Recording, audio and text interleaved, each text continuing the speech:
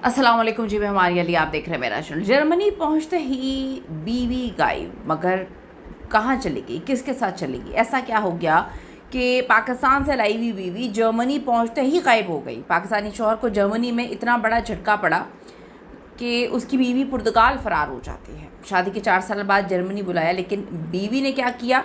पाकिस्तानी को मिला जर्मनी में बहुत बड़ा धोखा, या फिर पाकिस्तानी धोखा दे रहा था, उसको धोखे पे धोखा मिला। पाकिस्तानियों के लिए जो ओवरसीज़ है उनके लिए वीडियो बहुत देखना लाजमी है, क्योंकि हमें नहीं पता होता हमारे साथ कौन रह रहा है, कब कहाँ पर हमें किसके लिए छोड़ के चला जाए। रिक्वेस्ट है चैनल को सब्सक्राइब करें, हमें आपकी सपोर्ट की ज़रूरत है और आपने वीडियो को आखिर तक मुलाहिज़ा ज़रूर फरमाना है। आज की वीडियो एक ऐसी सच्ची जो है वीडियो है। एक पाकिस्तानी जो कि दयारे गार में रह रहा था, बड़ी मेहनत कर रहा था, बड़े अरसे से काम कर रहा था। ख़ास तौर पे वो लोग जो शादी करके अपनी बीवियों को, अपने शरीक हयात को एक लंबा अरसा पाकिस्तान में तनहा छोड़ के चले जाते हैं, उनके लिए वीडियो है।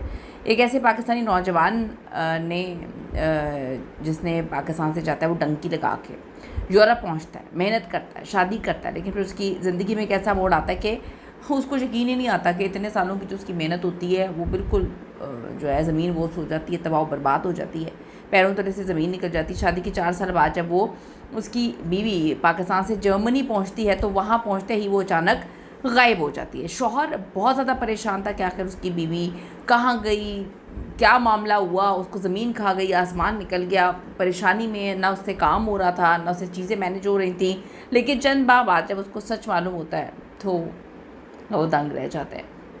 चलिए आपको बताती हूँ।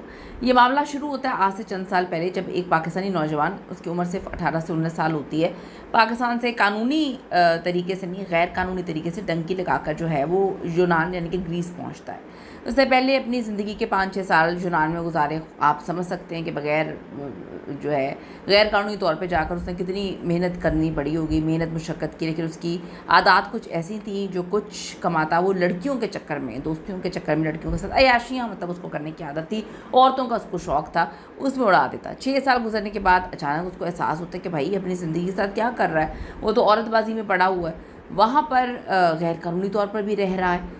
दूसरा, उसके पास कोई सेविंग्स वगैरह भी नहीं है। अब उसने फ़ैसला किया कि उसे अपने मुस्तकबिल को संजीदगी से लेना चाहिए, सोचना चाहिए। चनाचा उसने यूनान से दोबारा डंकी लगाई, इटली पहुंचता है। कुछ अरसा वहाँ गुजारने के बाद बिल आखिर वो जर्मनी पहुंच जाता है। जर्मनी में उसने मज़ीद 3-4 साल बड़ी सख्त मेहनत की और वक्त के साथ साथ वो वहाँ के लीगल शहरी बन जाता है। उस टाइम तक उसकी उम्र 30 साल हो जाती है।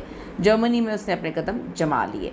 अब जबकि जर्मनी में वो सेटल हो गया था, तो उसने अपने घर वालों से रब्ता किया और कहा कि जी मेरे लिए पाकिस्तान में कोई, मैं तो शरीफ नहीं हूँ, मेरे लिए शरीफ लड़की ढूंढें। एक तो ये ओवरसीज़ या जो लोग वहाँ पे रहते हैं, पैदा होते हैं, ख़ुद उनके अंदर शराफत का शीन भी नहीं होता, लेकिन भाई उनको लड़की या लड़का पाकिस्तान में शरीफ चाहिए होते हैं।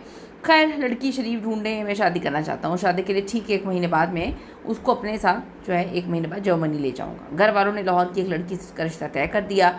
ये नौजवान पाकिस्तान आता है, बड़ी धूमधाम से शादी होती है, पूरे रस्म व रिवाज, रुखसती सब कुछ हो जाता है। अपनी बीवी को घर लाता है और उसने अपनी बीवी से भी वादा किया कि मैं जर्मनी जाकर 1 महीने के अंदर अंदर जो है पेपर्स क्लियर करवा के तुम्हें वहाँ पे पास बुला लूँगा। वहाँ पे वो नेशनल था, वहाँ का उसके पास सिटीज़नशिप थी, उसे क्या मसला था। बीवी बड़ी खुश हो गई और शादी इस वजह से हुई थी कि वह सेटल बंदा है, वो वहाँ पे बीवी को लेकर जाएगा। और आजकल के दौर में बीवियों को साथ ही रखते हैं। वो पहले ही अपने रिश्तेदारों में फ़ख्र से कहा करती थी कि मैं जो चाहती थी मुझे वो मिल गया, अब मैं जो है यूरोप जाऊँगी, अपनी ज़िंदगी वहाँ पे गुजारूँगी। शादी के 1 महीने बाद शौहर तो वापस जर्मनी रवाना हो गया, लेकिन कहानी में अब असल मोड़ आने वाला था।